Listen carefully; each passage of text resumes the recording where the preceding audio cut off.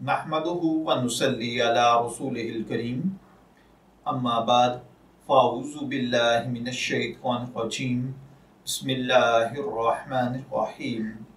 अस्सलामु अलैकुम dear viewers, आपके फेवरेट इस्लामिक इंफॉर्मेटिव चैनल फतवा ऑनलाइन से मैं हूं शब्बीर अहमद।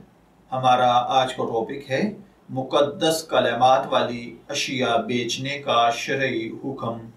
ये एक सवाल है जो कि गुलाम मोहम्मद पटेल साहिब ने पूछा है।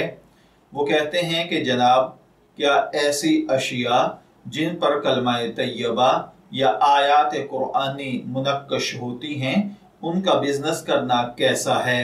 तो देखिए भाइयों और बहनों, याद रखिए, जिन अशिया पर आयात कुरानिया कलमाए तैयबा वगैरह दर्ज हों, उन चीज़ों की खरीदो फरोख्त जायज़ है, इसमें कोई कबाहत नहीं है।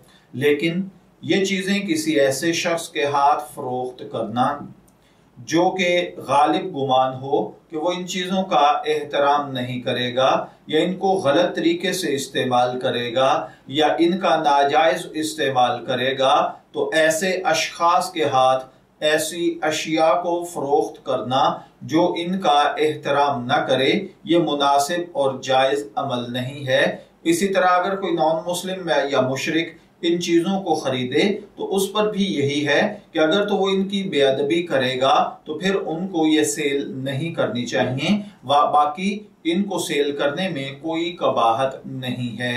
मैं दुआगो हूँ कि अल्लाह ताला हमें इन बातों को समझकर इनके मुताबिक अमल करने की तौफीक अता फरमाए।